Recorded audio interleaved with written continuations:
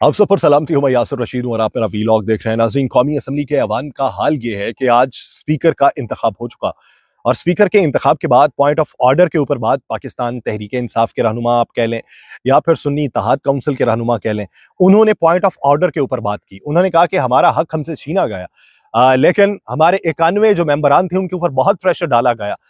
हमारी जीत ये है कि हमारे 91 अरकान में से कोई भी एक इधर उधर नहीं हुआ।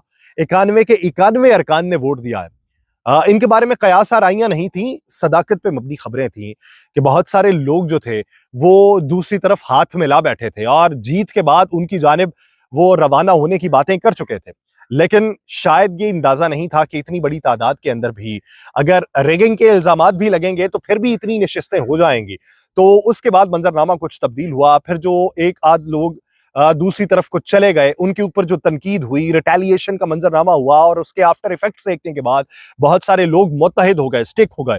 हाँ, आप कह भी सकते हैं कि दूसरी तरफ जब बड़े मंजरनामे में बड़े बड़े बुर्ज उलट चुके थे तो फिर उनके ऊपर उस तरीके का बाद में प्रेशर डालने वाला कोई नहीं था, लेकिन प्रेशर फिर भी मौजूद था। जिसके बावजूद भी आज असेंबली के अंदर उन्होंने मुत्तहिद होकर एक पैगाम दिया है कि हम कहीं हिलने वाले नहीं है। शेर अफजल मरवत साहब वो मौजूदा मंजरनामे के अंदर पाकिस्तान तहरीक इंसाफ की भागदौड़ को आगे लेके चलना चाहते हैं।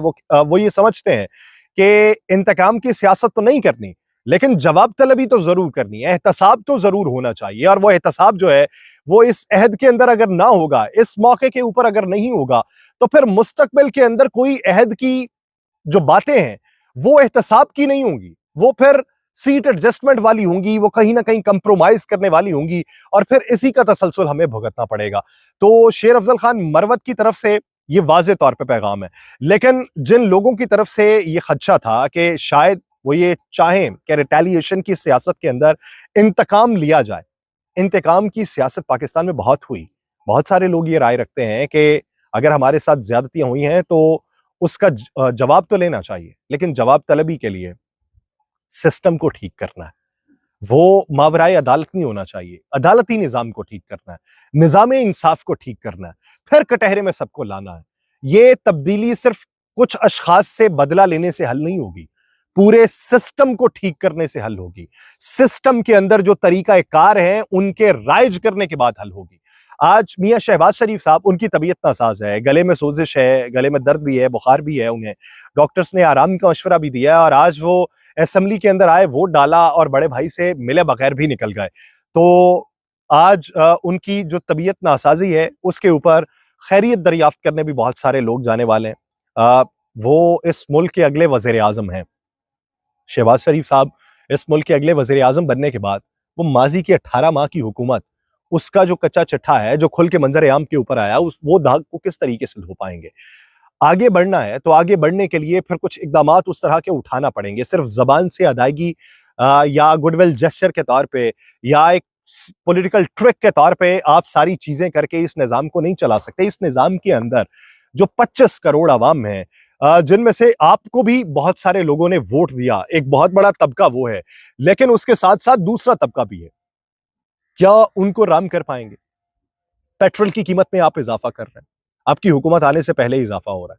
और इस हुकूमत के जो फैसले हो रहे हैं, इत्तलात ये भी थी कि जब मौजूदा मंजरनामे के अंदर हाल ही में जब बहुत सी चीजों की कीमतों को बढ़ाया जाना था, तो इसहाक डार साहब, शहबाज शरीफ साहब और एक और शख्सियत उस मीटिंग का भी हिस्सा थे जहां पर कीमतें बढ़ाने के हवाले से बातचीत हो रही थी। तो अब बात यह है कि जब आपने अवाम को रिलीफ मुंतकिल करना है तो अवाम के जख्मों पे नमक छिड़का जाएगा या अवाम के जख्मों पे मरहम रखा जाएगा। आपने मंशूर बहुत बड़ा बताया, आपने बयानिया बहुत बड़ा अपनाया, लेकिन एग्जीक्यूशन उसकी किस तरीके से हो सकती है, एक बुनियादी सवाल है। जब आप मसनद इक्तदार के ऊपर बैठ जाएंगे और फिर जबान के ऊपर आपके अल्फाज कुछ और होंगे, किरदार कुछ और होगा, दिखाया कुछ और जाएगा, तो ये तीन रंगी सियासत जो है ना, इसे खत्म करने का इस वक्त है और मुल्क को आगे लेकर चलने का वक्त है। मैंने एक बात की थी अली अमीन गंडापुर साहब के हवाले से कि अली अमीन गंडापुर साहब ने एक बयान दिया है कि जिसने मेरे बाल उतारे मैं उसकी खाल उतारूंगा। और मैंने उस दिन ये बात की थी कि जब मसनद इक्तदार पे बैठे ना तो अपनी जात माइनस हो जाती है, जात वहां पे आती है अवाम की। अवाम के हुकूक की जंग लड़ना होती है। अवाम की जहां पे महरूमी है उसके ऊपर पर्दा डालने की जरूरत होती है, और पर्दा डालने के साथ साथ वो ये नहीं है कि मट्टी पा देना उस पे, उसके हुकूक का उस तक फराहमी और उसके साथ जो ज्यादतियां हुई उसका अजाला करने की जरूरत होती है।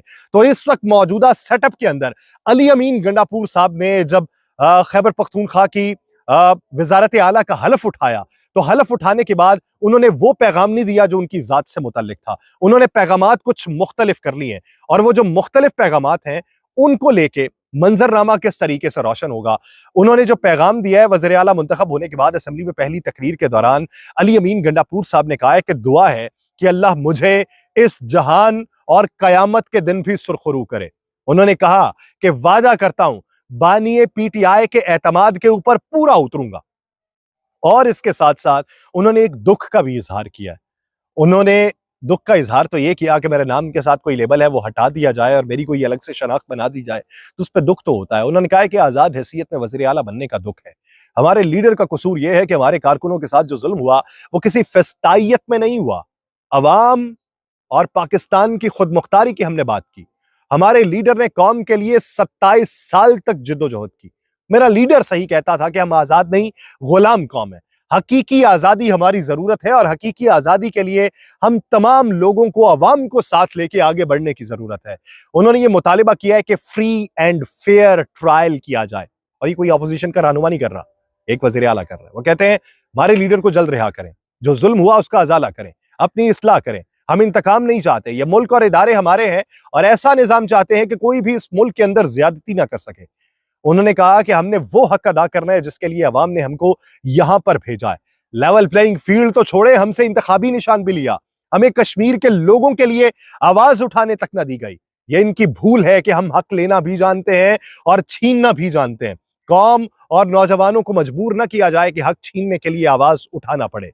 रियासत की यह जिम्मेदारी है कि हमें हमारा हक दे। हलफ देते हैं कि ना करप्शन करेंगे और ना किसी को करने देंगे। ये तो अली अमीन गंडापुर साहब वाला मामला है। कौमी असम्बली के अंदर महमूद खान अचकजई साहब, जिनका ताल्लुक अवामी नेशनल पार्टी से है, इस मुल्क के सीनियर सियासतदानों में शुमार होते हैं, उन्होंने खड़े होकर कौमी असम्बली के ऐवान के अंदर यह बात की कि इस पार्लियामेंट का काम बनता है इमरान खान की रिहाई का। इस पार्लियामेंट ने यह काम करना है, और पार्लियामेंट ये बता दे कि वो करना चाहती है या नहीं करना चाहती। उन्होंने फिर माजी भी याद दिलाया कि आप में से बहुत सारे लोग ऐसे थे, जब वो जिद्दोजहद कर रहा था, अपनी पार्टी बना रहा था, आप लोग उसके साथ थे। वो जो भुगत रहा है वो बहुत सारे लोग और भी भुगतेंगे। ये इस वक्त समझने की जरूरत है। मकाफात अमल किसी एक वक्त पे आके साकित नहीं हो जाता, मकाफात अमल चलता रहता है।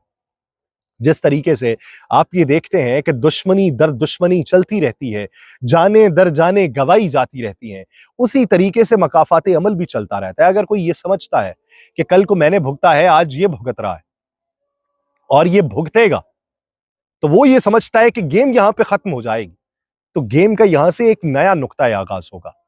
हमें यह समझने की जरूरत है कि उस नुक्ता आगाज से पहले अगर उसका खात्मा कर दिया जाए तो एक अच्छे आगाज से बेहतर हो सकता है। मुझे दीजिए इजाजत, अल्लाह ने के बाद।